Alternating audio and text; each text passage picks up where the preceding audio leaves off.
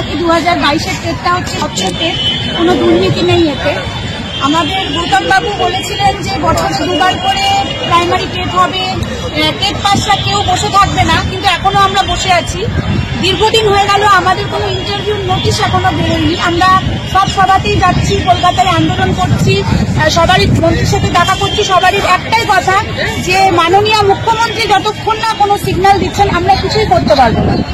সেই আবেদন নিয়ে আজকে আমরা এসেছিলাম যে মাননীয় মুখ্যমন্ত্রী যদি আমাদের দিকে একটু মুখ তুলে তাকান, কারণ বেকারত্বের জ্বালা আমরা সহ্য করতে পারছি না, কারণ আমাদের সবারই যথেষ্ট এজ হয়ে গেছে।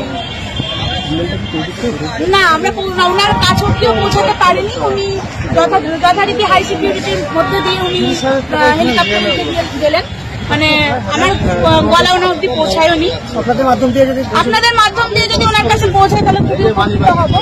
এইটুকুই বলবো যে দিদি প্লিজ আমাদের দিকে একটু তাকান, কারণ আমরা ইয়াং জেনারেশন, আমরা চাইলে কিন্তু অনেক কিছুই করতে পারি। তো আপনি যদি আমাদের দিকে একটু মুখ তুলে তাকান, আমরা আপনার চিরকৃতজ্ঞ থাকবো। আমার নাম গার্গী ঘটক, আমি জিয়াগঞ্জ থেকে এসেছি। আমি দৌলতাবাদ থেকে এসেছি, আমার নাম আব্দুল। আমরা চাই দ্রুত ইন্টারভিউ নোটিশ চাই, কারণ আমরা দীর্ঘ 5 বছর পর আমাদের টেট হয়েছে, 2 বছর হয়ে গেল, এমনকি 3 বছর অতিবাহিত হতে চলছে, আমাদের ফল প্রকাশ হয়ে গেছে। আমরা এখন যত দ্রুত সম্ভব 50,000 ভ্যাকেন্সি সহ ইন্টারভিউ নোটিশ চাই। এমনকি আমাদের গৌতম পাল মহাশয় উনি বলেছেন যে 50,000 ভ্যাকেন্সি এখনই আছে, রাজ্যে প্রাথমিকে 1 লক্ষ 2 লক্ষর কাছাকাছি সিট আছে, সেখানে আমরা আমাদের আবেদন জাস্ট 50,000 শূন্যপদ। এমনকি দেখুন আপনারা এখানে দেখতে পাচ্ছেন মুখ্যমন্ত্রী নিজে বলেছেন যে রাজ্যে 10 লক্ষ শূন্যপদ রয়েছে, সেখানে যদি 10 লক্ষ থাকে তাহলে সেখান থেকে আমরা চাই প্রাথমিকে 50,000 শূন্যপদ।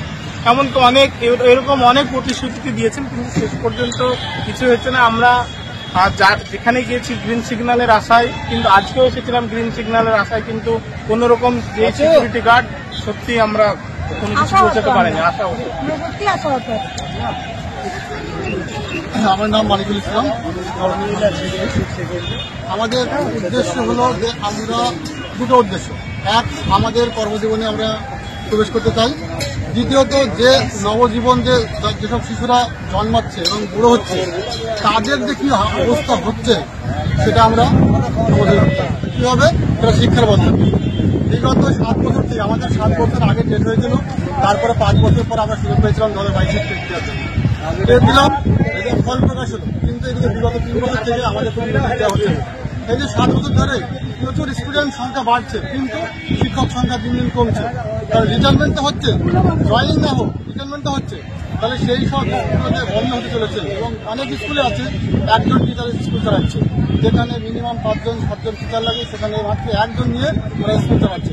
এটা কি অবস্থা, এ নিয়ে বলা যায় না।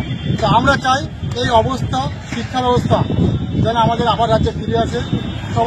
সবাইয়ের কাছে আমাদের একটা আবেদন এবং মুখ্যমন্ত্রীর কাছে আমার বিশেষ আবেদন, কারণ তিনি ছাড়া আমাদের এই রিক্রুটমেন্ট কেউ দিতে পারবে না।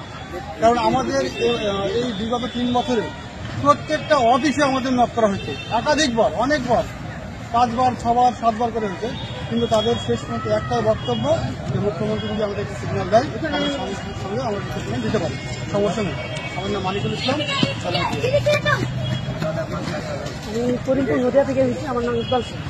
আমি 2022 টেট পাস একজন প্রার্থী।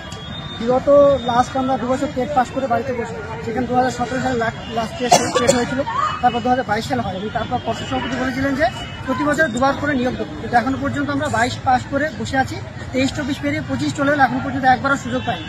এবং যেখানে মুখ্যমন্ত্রী বারবার বলছেন রাজ্যে 10 লক্ষ শূন্য পদ আছে, সেখানে দাঁড়িয়ে আমাদের জাস্ট ন্যূনতম দাবি 50,000 শূন্য পদে প্রাথমিকে, সেটা আমাদের যেন ইন্টারভিউ নোটিশটা দেওয়া হয়। পাশের রাজ্য যেটা বিহার, অনেক পিছিয়ে পড়া রাজ্য আমরা বলি, কিন্তু আজকে বিহারে প্রতি বছর যে হারে নিয়োগ হচ্ছে 1 লাখ 1.5 লাখ করে নিয়োগ হচ্ছে, সেখানে দাঁড়িয়ে আজকে আমাদের বাংলা অনেক বিহার থেকে পিছিয়ে। এই শিক্ষাটাকে পুরো অবস্থা খুবই খারাপ, শোচনীয় অবস্থা। সেখানে দাঁড়িয়ে আমরা চাইছি আমাদের ন্যূনতম 50,000 শূন্য পদে তাড়াতাড়ি নিয়োগের ব্যবস্থাটা করছি, ইন্টারভিউ নোটিশটা পাবলিশ করা। আমরা লাস্ট 2 বছর 3 বছর ধরে কলকাতা 20টা আন্দোলন করেছি, সমস্ত দপ্তরে গিয়েছি, শিক্ষামন্ত্রী, পর্ষদ সভাপতি সমস্ত জায়গায় দেখা করেছি, কিন্তু কোথাও কোনো আমরা সুফল পাইনি। একমাত্র বলছেন মুখ্যমন্ত্রী বললে তবেই সম্ভব। তাই মুখ্যমন্ত্রীর কাছে আমাদের বিনীত নিবেদন, তিনি যেন আমাদের ইন্টারভিউর ব্যবস্থাটা করেন, এটা আমাদের কর্মীদের নিবেদন। আমি পার্থনাথ বহরমপুর থেকে এসেছি। আমি 2022-এর টেট পাস ক্যান্ডিডেট।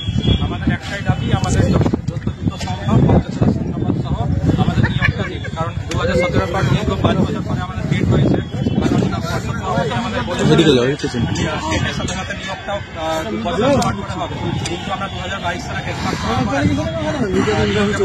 সুতরাং মাননীয় আবেদন আমাদের নিয়োগটা যত তাড়াতাড়ি সম্ভব করে দিয়ে আমাদেরকে স্কুলে পাঠানোর ব্যবস্থা। না, আমরা কোনোভাবেই মাননীয়ার সাথে দেখা করতে পারিনি, বাই সিকিউরিটি জোন ছিল, সেটাকে আমরা আপনাদের এই বার্তাটা পৌঁছে দিতে চাই যেন আমাদের 50,000 শূন্যপদ হবে অতি দ্রুত ইন্টারভিউ নোটিফিকেশনটা প্রকাশ করে। এটা